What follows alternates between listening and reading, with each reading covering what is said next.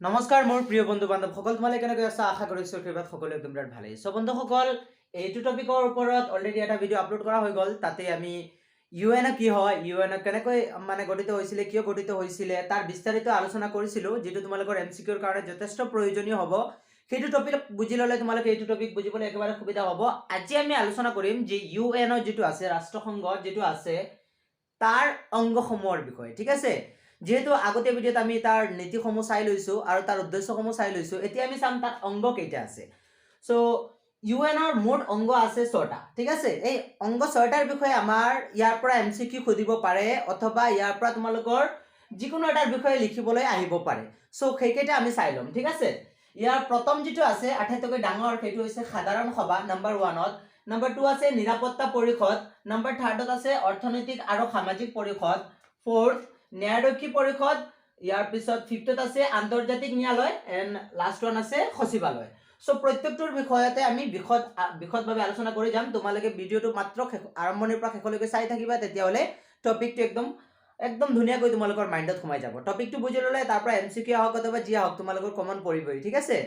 So প্ৰথমতে সাধাৰণ সভাৰ বিষয়ে আমি আলোচনা কৰিম ঠিক আছে সাধাৰণ সভাৰ পিছত আমি লাহে লাহে এটা এটা কৈ চাই যাম সাধাৰণ সভা চোৱা সাধাৰণ সভা হৈছে বৃহত্তম অংগ ইয়াৰ যিমানটা সভা আছে ওপৰত তোমালোকে যিমানটা সভা দেখিছা আটাইতকৈ ডাঙৰ যেটো সভা সেইটো হৈছে সাধাৰণ সভা ঠিক আছে এই সাধাৰণ সভা কি হৈছে সাধাৰণ সভা 193 খন মুঠ যিমানখিনি দেশ আছে সব অংগ দেশসমূহ কি হয় এই সাধাৰণ সভাৰ অন্তৰ্ভুক্ত কৰা হয় ঠিক আছে সকলো দেশেই কি হ'ব এই সাধাৰণ সভাৰ অন্তৰ্ভুক্ত হ'ব আনকি আমাৰ ভাৰতো কি হ'ব সাধাৰণ সভাৰ অন্তৰ্ভুক্তই হ'ব ঠিক আছে আৰু কি হৈছে চোৱা ইয়াত 5জন প্ৰতিনিধি কৈ এটা এটা দেখে প্ৰত্যেকখন দেখে ইয়াৰ কাৰণে সাধাৰণ সভাৰ কাৰণে 5জনকৈ প্ৰতিনিধি পঠাব পাৰে প্ৰত্যেক বছৰে কি হয় তাত এবাৰ অধিৱেশন বহোৱা হয় আৰু এই অধিৱেশনত প্ৰত্যেকটো দেশৰ পৰা কি হয় 5জনকৈ প্ৰতিনিধি এইখন সভালৈ পঠোৱা হয় আৰু তেওঁলোকে তাত মিলিত হয় ঠিক আছে ইয়াৰ পিছত কি হয় অধিৱেশন বছৰেকত এবাৰ হয় আৰু সেই অধিৱেশনত কি কাম সমূহ কৰা হ'ব অথবা সাধাৰণ সভাই কি কাম কৰিব তাৰ ওপৰত এটা কি বনোৱা হয় এটা নীতি বনোৱা হয় তেওঁলোকে এটা আগতীয়াকৈ প্ৰজেক্ট বনাই লয় যে এইটো বিষয়ত আমি কাম কৰিম সেইটো বিষয়ত কাম কৰিম ধুনীয়াভাৱে তেওঁলোকে কি কৰে এইখিনি মিলাই থয় তাৰ পিছতো কি কৰে তেওঁলোকে বাকি যিবিলাক পৰিষদ আছে সেইবিলাকৰো কিছুমান কাম কাজ তেওঁলোকে কৰে ঠিক আছে আৰু ইয়াৰ অন্য কমিটি যেহেতু এই সভাখন বৃহৎ এখন সভা সাধাৰণ সভাখন এখন বৃহৎ সভা সেই কাৰণে কি হয় তাৰ কিছুমান সৰু সৰু অন্য কমিটিও থাকে আৰু অন্য কমিটি প্ৰত্যেকৰে এটা এটা কাৰ্য থাকে সকলো কমিটিক তেওঁলোকে কাৰ্যখিনি দি দিয়ে ভাগ কৰি দি দিয়ে যেহেতু কামখিনি বৃহৎ তেওঁলোকৰ সেই কাৰণে কামখিনি ভাগ কৰি কৰে আৰু কমিটি বহুতো নিৰ্মাণ কৰি দিয়ে সো ইয়াত যদি তোমালোকৰ আহে বোলে আটাইতকৈ বৃহৎ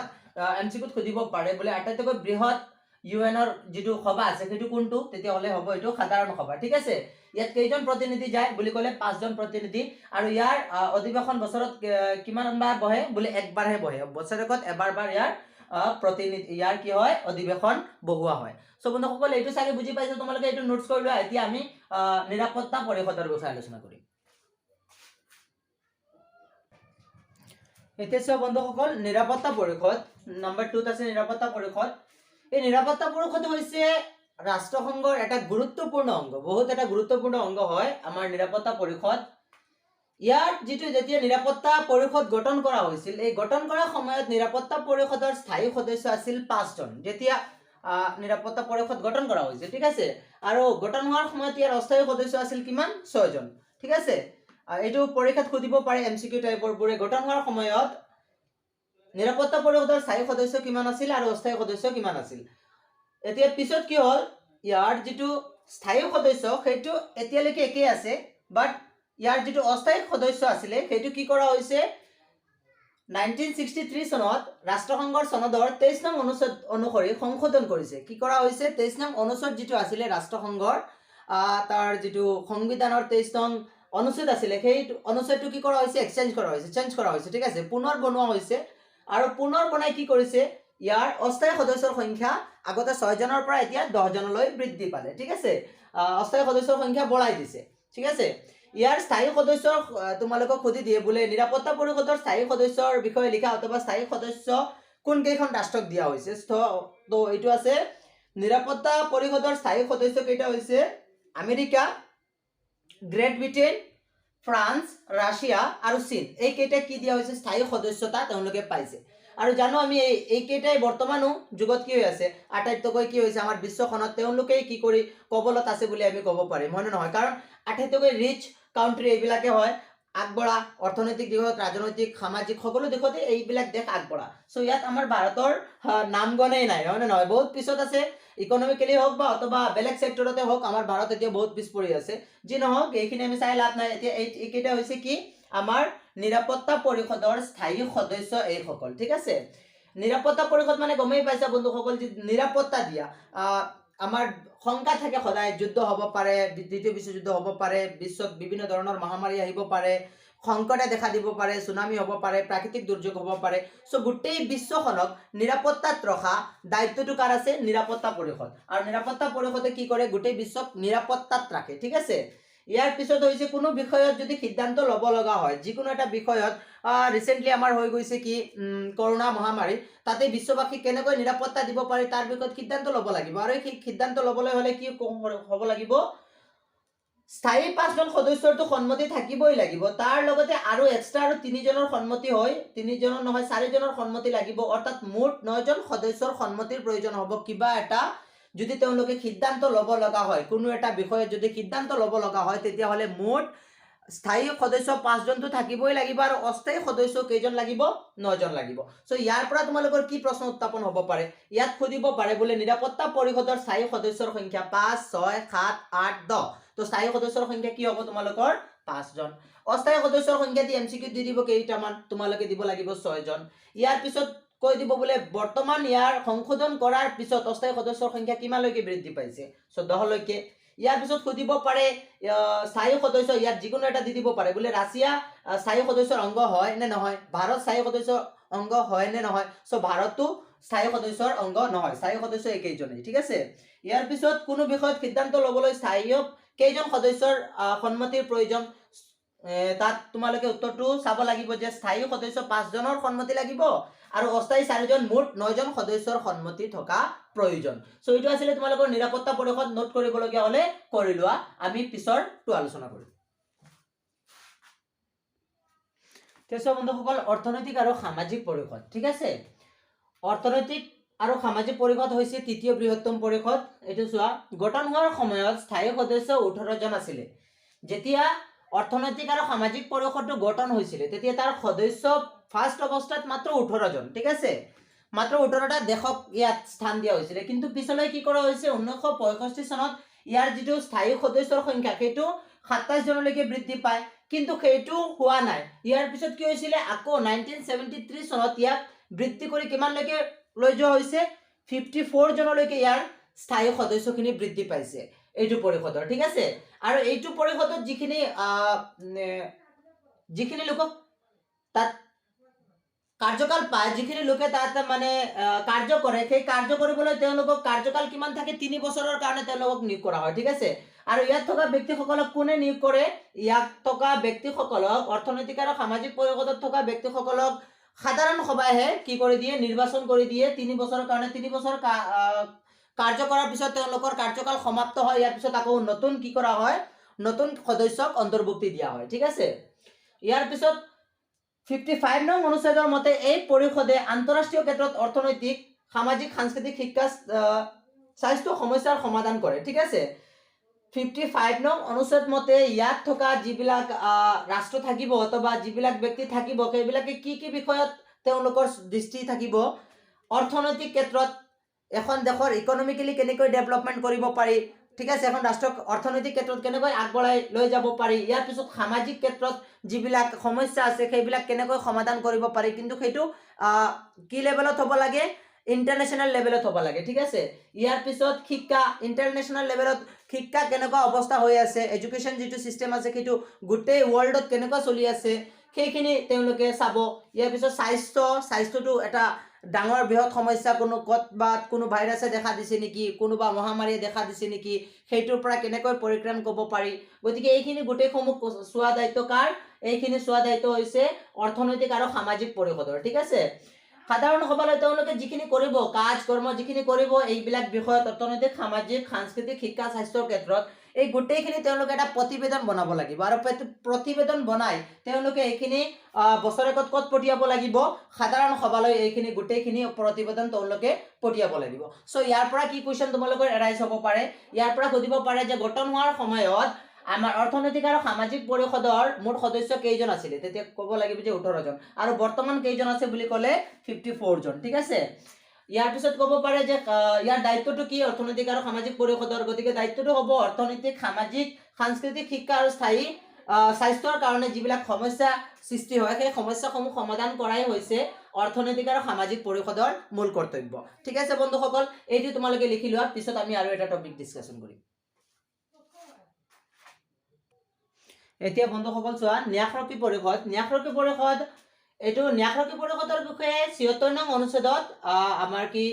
যেটো সংবিধান আছে ৰাষ্ট্ৰসংঘৰ সংবিধানৰ ৭৬ নং অনুচ্ছেদত ইয়াৰ কথা উল্লেখ আছে যে এটা ন্যাসৰক্ষী পৰিষদ থাকিব লাগে ঠিক আছে এতিয়া ন্যাসৰক্ষী পৰিষদৰ কামটো কি চোৱা ন্যাসৰক্ষী পৰিষদৰ অন্তৰ্ভুক্ত দেশবিলাকৰ জনসাধাৰণক মানে যিবিলাক দেশ ন্যাসৰক্ষী পৰিষদৰ অন্তৰ্ভুক্ত হ'ব সেই সকল জনসাধাৰণক কি কৰা হ'ব লাগে অৰ্থনৈতিক ৰাজনৈতিক সামাজিক আৰু শিক্ষাৰ ক্ষেত্ৰত আগবঢ়াই স্বাধীনতা লাভৰ বাবে উপযুক্ত কৰি তোলা গতিকে এই দেশসমূহৰ ভিতৰত যিবিলাক দেশ কি হৈ আছে যিবিলাক দেশৰ জনসাধাৰণ অৰ্থনৈতিক হওক ৰাজনৈতিক হওক সামাজিক হওক অথবা শিক্ষাৰ ক্ষেত্ৰত হওক তেওঁলোকক কি কৰি দিয়া আগবঢ়াই দিয়ে তেওঁলোকে যাতে আগবাঢ়ি যায় অৰ্থনৈতিক ৰাজনৈতিক শিক্ষা আদি ক্ষেত্ৰত তেওঁলোকে যাতে আগবাঢ়িব পাৰে আৰু তেওঁলোকে স্বাধীনভাৱে মুক্তভাৱে আগুৱাই যাব পাৰে তাৰ হকে চকু দিয়া আৰু তেওঁলোকক উপযুক্ত কৰি তোলা যাতে তেওঁলোকে গোটেইখিনি ক্ষেত্ৰত ৰাজনৈতিক হওক অথবা সাংস্কৃতিক হওক অথবা শিক্ষাৰ ক্ষেত্ৰত হওক যাতে আগবাঢ়ি যাব পাৰে ডেভেলপমেন্ট হ'ব পাৰে সেইটো চিন্তা কৰা কাৰ ন্যাসৰক্ষী পৰিষদ গতিকে ন্যাসৰক্ষী পৰিষদৰ এইটোৱে দায়িত্ব যে ন্যাসৰক্ষী পৰিষদে কি কৰিব ন্যাসৰক্ষী পৰিষদে জনসাধাৰণক অৰ্থনৈতিক ৰাজনৈতিক সামাজিক আৰু শিক্ষাৰ ক্ষেত্ৰত আগবঢ়াই লৈ যোৱা আৰু স্বাধীনতা প্ৰদান কৰাই হৈছে ন্যাসৰক্ষী পৰিষদৰ মূল কৰ্তব্য সো এইটো তোমালোকে লিখি লবা এতিয়া 5 টপিকটো ডিসকাস কৰিম এতিয়া চোৱা আন্তৰ্জাতিক ন্যায়ালয় এই আন্তৰ্জাতিক ন্যায়ালয় মানে কি ইন্টাৰনেশ্যনেল যেটো লেভেলত কোৰ্ট থাকে সেইটো ঠিক আছে আমাৰ যেনেকুৱা হাই কোৰ্ট আছে হাই কোৰ্টৰ ওপৰত সুপ্ৰিম কোৰ্ট আছে তেনেকুৱা ইন্টাৰনেশ্যনেল লেভেলত এটা কোৰ্ট আছে যাক কোৱা হয় আন্তৰ্জাতিক মানে ইন্টাৰনেশ্যনেল ঠিক আছে তাতে ইন্টাৰনেশ্যনেল ক্ষেত্ৰত কি কৰা হয় জাজমেন্ট কৰা হয় কিবা ভুল ভ্ৰান্তি হলে বা কোনো দেশে অপৰাধ কৰিলে তাৰ গোচৰখিনি ক'ত যায় সিধা আন্তৰ্জাতিক ন্যায়ালয় যাতে আন্তৰ্জাতিক ন্যায়ালয়ে বিচাৰ কৰি দিয়ে ঠিক আছে এতিয়া এটো হৈছে ন্যায়িক অংগ মানে ন্যায় প্ৰদান কৰা অংগ এইটোৱে ন্যায় প্ৰদান কৰে ন্যায় অন্যায় বিচাৰ কৰে ঠিক আছে ইয়াত ন্যায়াধীশৰ ইয়াত বৰ্তমান 15 জন ন্যায়াধীশৰ দ্বাৰা গঠিত এটো কিমান জন ন্যায়াধীশ থাকে তাত 15 জন 15 ন্যায়াধীশ থাকিব তাত ঠিক আছে জাজ কৰা মানুহ কেইজন থাকিব জাজেস কেইজন থাকিব 15 জন জাজেস থাকিব ঠিক আছে ৰাষ্ট্ৰসংঘৰ সকলো সদস্য ৰাষ্ট্ৰ এই আদালতৰ সদস্য গতিকে ৰাষ্ট্ৰসংঘত টোটাল কিমান সদস্য ৰাষ্ট্ৰ আছে আমি গম পাইছো টোটাল সদস্য ৰাষ্ট্ৰ আছে 193 গতিকে যিমানখিনি দেশে হ'ব সব দেশে কাৰ অংগ হ'ব লাগিব এইটো আন্তৰ্জাতিক ন্যায়ালয়ৰ অংগ হ'ব লাগিব ঠিক আছে এই ন্যায়ালয়ৰ প্ৰধান কাম হৈছে ৰাষ্ট্ৰসমূহৰ উত্থাপন কৰা গোচৰসমূহ নিষ্পত্তি কৰা ই কি কৰে ইন্টাৰনেশ্যনেল লেভেলত যিবিলাক গোচৰ যিবিলাক মানে বিচাৰ কৰিবলগীয়া হয় গোটেই বিচাৰ বা যিবিলাক বিবাদ উত্থাপন হয় সেই বিবাদসমূহ নিষ্পত্তি কৰা কাম কাৰ কাম এইটো ন্যায়ালয়ৰ কাম ধৰিলে কি হৈছে তোমাৰ কি হৈ গল হঠাতে তোমাৰ জিএফএ ধোকা দি দিলে সেই কাৰণে তুমি বিচাৰ দিব পাৰা বলে ৰাষ্ট্ৰসংঘৰ ন্যায়ালয় সেইটো সম্ভৱ নহয় কিন্তু দেই এইটো তোমাৰ ঘৰুৱা প্ৰবলেম সেইটো ঘৰতে প্ৰবলেমটো সলভ কৰিব লাগিব ধৰিলো আন্তৰ্জাতিক ক্ষেত্ৰত ফৰ এক্সাম্পল কি হয় ইমান দিনৰ পৰা আমাক কি কৰি আছে চাইনাই কি কৰি আছে বাৰ দম দি আছে পাকিস্তানে কি কৰি আছে বাৰ দম দিয়ে টপকা দেগা সালা এনেকুৱা ইমান বাৰ কি কৰি আছিল ইয়াৰ পিছত তেওঁলোকে কি কৰি আছে আন্তঃৰাষ্ট্ৰীয় ক্ষেত্ৰত ইমান সন্ত্ৰাসবাদী আমাৰ ভাৰতলৈ পঠিয়াই আছে এই ৰিসেন্টলি কি হৈছে দিল্লীত তোমালোকে শুনাই পাইছা সাগে যে ঘটনা ঘটি গৈছে গতিকে এনেকুৱা টেৰৰিষ্ট বিলাক আহি আছে আমাৰ ইয়াত আহি বহুতো সমস্যা দেখা দিছে আমাৰ গতিকে এই সন্ত্ৰাসবাদী বা উগ্ৰপন্থীৰ সমস্যা যেটো সেইটো এটা আন্তৰ্জাতিক সমস্যা এইটো বিচাৰ আমি ক'ত দিব পাৰো আন্তৰ্জাতিক ন্যায়ালয়ত দিব পাৰো হয় না নহয় ৰাষ্ট্ৰসংঘত দিব পাৰো তেতিয়া ৰাষ্ট্ৰসংঘৰ এটা অংগ আন্তৰ্জাতিক ন্যায়ালয় সেইটো আন্তৰ্জাতিক ন্যায়ালয়ে এইটো বিচাৰ কৰি দিব ঠিক আছে যে পাকিস্তানে যদি পঠাইছে তেতিয়ালে সবুত লাগিব তাৰ আৰু সবুতটো পোৱাৰ পিছত পাকিস্তানৰ বিৰুদ্ধে উচিত কি কৰা হ'ব ৰায় প্ৰদান কৰা হ'ব ঠিক আছে তো এইটো হৈছে কি এইটো কাম হৈছে কাৰ আন্তৰ্জাতিক ন্যায়ালয়ৰ ইয়াৰ পিছত কি এই আদালতে দিয়া ৰায় বিবাদমান ৰাষ্ট্ৰই মানিবলৈ বাধ্য গতিকে এইটো আদালতে যেটো ৰায় দিব কিন্তু যিখিনি বিবাদমান ৰাষ্ট্ৰ থাকিব যাৰ ওপৰত দোষটো দিয়া হ'ব তেওঁলোকে মানি ল'বই লাগিব তেওঁলোকে অস্বীকাৰ কৰিলে নহ'ব যদি কয় নাই আমি এইটো নামানো এতিয়া আমি ৰাষ্ট্ৰসংঘৰ পৰা ওলাই যাম ৰাষ্ট্ৰসংঘই আমাৰ ওপৰত দুখ দি আছে গতিকে তেনেকুৱা নহ'ব তো মানিবই লাগিব যদি নামানে তেতিয়াহ'লে বাকী আছে নহয় আৰু এতিয়া 1 কিমান 93 এজনে যদি নামানে তেতিয়াহ'লে কি কৰিব বাকী 192 টো বাকী আছে হয় নহয় একেবাৰে গলা চেপি ধৰিব তো কত বাছি যাবি হয় নহয় গতিকে যে অন্যায় কৰিম আৰু বাছি যাম ইম্পসিবল মুঠতেই নহ'ব একদম ডিঙি চেপি ধৰিব আৰু একদম মাৰি দিব সো সেই কাৰণে কি হয় এইটো বিৰাট ইম্পৰ্টেন্ট এটা হয় আন্তৰ্জাতিক ন্যায়ালয় ঠিক আছে এটা লাষ্ট টপিকটো আমাৰ বাকি আছে সচিবালয় এইটো তোমালোকে লিখি লোৱা পিছত আমি সচিবালয়টো ডিসকাশন কৰিম এতিয়া বন্ধুসকল লাষ্ট ওয়ান আছে সচিবালয় ৰাষ্ট্ৰসংঘৰ প্ৰাণ কেন্দ্ৰ স্বৰূপী ৰাষ্ট্ৰসংঘৰ মানে মূল কেন্দ্ৰ বুলি ক'লে ইয়াকে আমি ক'ব পাৰি ৰাষ্ট্ৰসংঘৰ মূল কেন্দ্ৰ কি সচিবালয় এই সচিব প্ৰধান আৰু অন্যান্য কৰ্মচাৰী গঠিত ইয়াত কোন থাকে এজন সচিব প্ৰধান থাকিব মেইন যিজন হেড সচিব প্ৰধান যেনেকুৱা প্ৰত্যেকটো দেশত কি থাকে এজন প্ৰধানমন্ত্ৰী থাকে কিন্তু প্ৰধানমন্ত্ৰী নিয়োগ কৰা কাম কাৰ সংসদত কি থাকে লোকসভা ৰাজ্যসভা থাকে সেই দুটা পৰিষদে নিৰ্বাচন কৰি দিয়ে তো ইয়াতো একে ধৰণৰে পৰম্পৰা ঠিক আছে চাই ল'বা এই সচিব প্ৰধানেৰে গঠিত আৰু তাৰ লগত অন্য কি থাকিব মন্ত্ৰী মিনিষ্টাৰ বিলাক থাকিব ঠিক আছে যেনেকুৱা আমাৰ প্ৰধানমন্ত্ৰী তেওঁতো আছে আৰু তেওঁৰ তলত কি আছে আৰু বহুতো মন্ত্ৰী মিনিষ্টাৰ আছে না নাই ঠিক একেদৰে কি হৈছে ইয়াতো এজন সচিব প্ৰধান থাকিব আৰু তেওঁৰ তলত কি থাকিব মন্ত্ৰী মিনিষ্টাৰ বিলাক থাকিব ৰাষ্ট্ৰসংঘৰ সকলো সিদ্ধান্ত ৰূপায়ণ কৰা ই কি কৰে ৰাষ্ট্ৰসংঘৰ যিমানবোৰ গুৰুত্বপূৰ্ণ সিদ্ধান্ত হওক বা যিয়ে সিদ্ধান্ত হওক যৰ পৰা বাকি যিবিলাক সভা আছে গোটেইখিনিৰ যিবিলাক সিদ্ধান্ত মেইন যেটো সিগনেচাৰ কাৰ পৰা যায় সচিব প্ৰধানৰ পৰা যায় ঠিক আছে তেওঁ লাগু কৰাৰ পিছতে সম্পূৰ্ণ বস্তুখিনি লাগু হ'ব এলাউ কৰা হ'ব ঠিক আছে গতিকে মেইন কাৰ্য যেটো আছে সেইটো কাৰ এইজন বাবাৰ ঠিক আছে কাৰ সচিবালয়ৰ বাবাই কয় नहीं होगा तब तो नहीं होगा ठीक है যদি তেওঁ কয় ঠিক আছে দি দিয়া হ'ব তেতিয়াহলে এইটো হ'বই মানে তেওঁৰ ওপৰতে সব কথা তেওঁ যদি কয় कर देंगे तो कर देंगे नहीं कर देंगे तो नहीं कर देंगे हस्ताक्षर किया तो काम हो गया नहीं किया तो काम नहीं होगा इसीलिए क्या होता है कि मेन কৰ্মটো কোনে কৰে আমাৰ সচিব প্ৰধানজনে কৰে ঠিক আছে সচিব প্ৰধানক সাধাৰণ সভাই নিৰ্বাচন কৰে এওঁ কিন্তু আকৌ নিৰ্বাচন কোনে কৰে সাধাৰণ সভাই কাৰণ সাধাৰণ সভাত গোটেই দেশবিলাক থাকে আৰু গোটেই দেশৰ কি থাকে প্ৰতিনিধি বিলাক থাকে এই গোটেই প্ৰতিনিধি মিলিয়ে কি কৰে সাধাৰণ হেৰি সচিব প্ৰধানজনক নিৰ্বাচন কৰে ঠিক আছে নিৰ্বাচন অনুষ্ঠিত হয় আৰু সেই 5 বছৰ মূৰে আৰু সেই নিৰ্বাচনত বেলেগ কি হয় সচিব প্ৰধানজন ওলাই পৰে ঠিক আছে আৰু এই সচিব প্ৰধানজনৰ কাৰ্য কেইবছৰ থাকিব 5 বছৰ 5 বছৰ পিছত আকৌ নতুন সচিব প্ৰধান খোজা হ'ব আকৌ এবাৰ ইলেকশ্যন হ'ব সাধাৰণ সভাত আৰু সাধাৰণ সভাত ইলেকশ্যন হোৱাৰ পিছত তেওঁলোকে কি চিন্তা চৰ্চা কৰিব আৰু কাক নতুন সচিব প্ৰধান বনোৱা যাব সেইটো তেওঁলোকে ডিসিশন ল'ব ঠিক আছে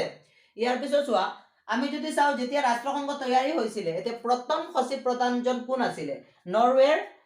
ট্ৰাইব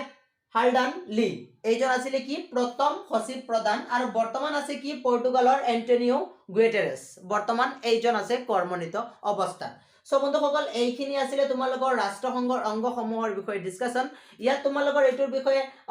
ইয়াত কেইটামান কোৱেশ্চন উত্থাপন হ'ব পাৰে বলে কি ৰাষ্ট্ৰসংঘৰ প্ৰাণকেন্দ্ৰ স্বৰূপ কি তো সেইটো ক'ব লাগিব তোমালোকে সচিবালয় ইয়াৰ পিছত ক'ব লাগিব যে সচিব প্ৰধান আৰু অন্যান্য ইয়াৰ পিছত ৰাষ্ট্ৰসংঘৰ সকলো গুৰুত্বপূৰ্ণ সিদ্ধান্ত অথবা সকলো সিদ্ধান্ত কোনে লয় তেতিয়াহলে ক'ব লাগিব যে সচিব প্ৰধানে লয় ঠিক আছে ইয়াৰ পিছত সচিব প্ৰধানক কোনে নিৰ্বাচন কৰে তেতিয়াহলে ক'ব লাগিব সাধাৰণ সভাই নিৰ্বাচন কৰে বলে সচিব প্ৰধানৰ কাৰ্যকাল কিমান 5 বছৰৰ কাৰণে সেইটো ক'ব লাগিব বলে কোন প্ৰথমে যেতিয়া প্ৰথমজন সচিব প্ৰধান কোন আছিল তেতিয়াহলে তোমালোকে নামটো লিখিব লাগিব নৰৱেৰ ট্ৰাইব হাল্ডান লি ইয়াৰ বৰ্তমান কোন হয় তেতিয়া ক'ব লাগিব পৰ্তুগালৰ এন্টনিও গুটেৰেছ সো বন্ধুসকল এইখিনি আছিল তোমালোকৰ এইটোৰ বিষয়ে ডিসকাশন এতিয়া লাষ্ট আমি কি আৰু কেইটামান অংগৰ বিষয়ে চাম এই কেইটা আছিল প্ৰধান অংগ ৰাষ্ট্ৰসংঘৰ মেইন যিখিনি 6টা অংগ সেই প্ৰধান আৰু বহুতো অংগ আছে আৰু কেইটামানৰ বিষয়ে আমি চাই লম যিটোৰ পৰা তোমালোকৰ কি আহে ফুল ফৰ্ম লিখিবলৈ আহে সো ফুল ফৰ্ম খিনি মই দেখাই দিম অলপ চলপ তাৰ বিষয়ে ডিসকাশন কৰি লম ইয়াৰ পিছত এইটো টপিক ইয়াতে সামৰণি পৰিব ইয়াৰ পিছত আমি কি কৰিম ইয়াৰে আৰু এটা লেকচাৰ আছে এইটো লেকচাৰ শেষ হোৱাৰ পিছত এইটো তোমালোকৰ চেপ্টাৰ গোটেইখিনি কমপ্লিট হৈ যাব এতিয়া বন্ধুসকল দেখিছে অন্যান্য অংগ যেনেকৈ আন্তঃৰাষ্ট্ৰীয় শ্ৰমিক সংঘ ঠিক আছে ILO পৰীক্ষাত আহে ILOৰ ফুল ফৰ্ম লিখা তেতিয়াহ'লে তোমালোকে লিখিব ইণ্টাৰনেশ্যনেল লেবাৰ অৰ্গেনাইজেশ্যন। চ' এইটোৰ কাম কি আন্তঃৰাষ্ট্ৰীয় ক্ষেত্ৰত লেবাৰ বিলাকক ইয়াৰ দায়িত্ব দিয়া হয় ঠিক আছে যে কোন দেশত কেনেকৈ শ্ৰমিকবিলাকে কাম কৰি আছে তেওঁলোকৰ মজুৰি ঠিকমতে পাই আছে নে পোৱা নাই তেওঁলোকৰ স্বাস্থ্যখিনি ভাল আছে নে নাই চ' গোটেইখিনি ধ্যান ৰখা হয় এইটো সংঘৰ দ্বাৰা ঠিক আছে সংঘৰ দ্বাৰা। ইয়াৰ পিছত বিশ্ব স্বাস্থ্য সংস্থা WHO বুলি কোৱা হয় ঠিক আছে ৱৰ্ল্ড হেল্থ অৰ্গেনাইজেশ্যন এইটো তোমালোকৰ ইম্পৰ্টেণ্ট হয় চাই ল'বা এইটো তোমালোকৰ আহি থকা দেখা যায়। চ' এইটো এটা গুৰুত্বপূৰ্ণ এইটো বিশ্ববাসীৰ স্বাস্থ্যৰ ধ্যান ৰাখে যে কিবা বেমাৰত ভুগিছে নে নাই যেনেকুৱা পলিঅ' ইয়াৰ পিছত ৰিচেণ্টলি অহা কৰোণা এনেকুৱা আৰু ডেংগু এইবিলাক ৰোগৰ পৰা কেনেকৈ পৰিত্ৰাণ কৰিব পাৰি কেঞ্চাৰ জাতীয় ৰোগৰ পৰা মানুহক কেনেকৈ বচাব পাৰি অথবা এইবিলাকৰ কাৰণে ৰিচাৰ্চ এইটো সংঘইহে কৰে ঠিক আছে। ইয়াৰ পিছত ৰাষ্ট্ৰসংঘৰ উন্নয়ন আঁচনি এইটো কি কৰে এইটোৰ কাম হৈছে ৰাষ্ট্ৰসংঘৰ কাৰণে উন্নয়নমূলক আঁচনি প্ৰস্তুত কৰা। এইটো কি কৰে ৰাষ্ট্ৰসংঘ কেনেকৈ ডেভেলপমেণ্ট কৰিব পাৰি এই ডেভেলপমেণ্টৰ কাৰণে তেওঁলোকে কি কৰে বছৰেকত আঁচনি প্ৰস্তুত কৰি দিয়ে ঠিক আছে যাক চমুকৈ কোৱা হয় UNDP ঠিক আছে। ইয়াৰ ফুল ফৰ্ম হ'ব ইউনাইটেড নেশ্যন ডেভেলপমেণ্ট প্ৰগ্ৰাম ঠিক আছে। ইয়াৰ পিছত ৰাষ্ট্ৰসংঘৰ মানৱ অধিকাৰ আয়োগ যি হৈছে UNHRC এইটো হ'ব United nation human rights commission. এইটো তোমালোকৰ কাৰণে অলপ ইম্পৰ্টেণ্ট হয় বন্ধুসকল এইটোৰ কাৰণে অলপ লং ডিছকাশ্যন কৰিম আমি পিছৰ ভিডিঅ'ত আৰু কেইটামান আছে সেইকেইটা ফুল ফৰ্ম তোমালোকক লিখাই দিওঁ পিছত তোমালোকৰ এইটো তোমালোকে কিতাপত চালেও পাৰিবা ইয়াত তোমালোকৰ ৰাজনৈতিক কিতাপত এইখিনি লিখা আছে সেইখিনি তোমালোকে চাই ল'বা যে কি হয় পিছত আমি যিহেতু বেলেগ এটা টপিক ডিছকাশ্যন কৰিম সেইকাৰণে কৈ দিছোঁ তোমালোকক যে এইটো তোমালোকে নিজে চাই ল'বা আৰু কি কি আছে যেনেকুৱা আছে তোমালোকৰ ৰাষ্ট্ৰসংঘৰ শিশু পুঁজি United nation international children's emergency found চমুকৈ UNICEF। ইয়াৰ পিছত ৰাষ্ট্ৰসংঘৰ শিক্ষা বিজ্ঞান আৰু সাংস্কৃতিক সংগঠন United nation educational scientific and cultural organisation চমুকৈ ইউনেস্কোটো চাই ল'বা তোমালোকৰ ইউনেস্কো বিৰাট ইম্পৰ্টেণ্ট আছে গতিকে এইটো পৰীক্ষাত অহাৰ চান্সেছ খুবেই বেছি। ইয়াৰ পিছত আছে আন্তঃৰাষ্ট্ৰীয় মুদ্ৰা নীতি ইণ্টাৰনেশ্যনেল মনিটাৰী ফাউণ্ড এইটো তোমালোকৰ বহুত ইম্পৰ্টেণ্ট ইণ্টাৰনেশ্যনেল মনিটাৰী ফাউণ্ডটো আহেই প্ৰায় IMF বুলি কোৱা হয় তাক ঠিক আছে। খাদ্য আৰু কৃষি সংগঠন ফুড এণ্ড এগ্ৰিকালচাৰ অৰ্গেনাইজেশ্যন চমুকৈ FAO এইটো তোমালোকৰ আহি থকা দেখা যায়। চ' বন্ধুসকল এইখিনি তোমালোকে চাই ল'বা আজিৰ ভিডিঅ'টো ইমানতে সামৰি মাৰিছোঁ। নেক্সট ভিডিঅ'ত আমি আলোচনা কৰিম ৰাষ্ট্ৰসংঘ আৰু বিশ্ব শান্তি ৰাষ্ট্ৰসংঘই কেনেকৈ বিশ্ব শান্তি কৰি আছে আৰু ৰাষ্ট্ৰসংঘৰ মানৱ অধিকাৰ আয়োগ এইখিনিৰ বিষয়ে আমি অলপমান আলোচনা কৰি এইটো চেপ্টাৰ সামৰণি মাৰিম আৰু দুটা টপিক আছে এইটো টপিক ডিছকাশ্যন কৰিলে তোমালোকৰ এইটো চেপ্টাৰ সম্পূৰ্ণ ফিনিছ হৈ যাব আৰু এইটো চেপ্টাৰৰ পৰা যিয়ে কুৱেশ্যন আহিব তোমালোকৰ কমন পৰিব মানে পৰিব আৰু পৰিবই ভালদৰে যদি তোমালোকে চেপ্টাৰটো চাইছা বা বুজিছা। চ' আজিলৈ ইমানতেই ধন্যবাদ সামৰিছোঁ।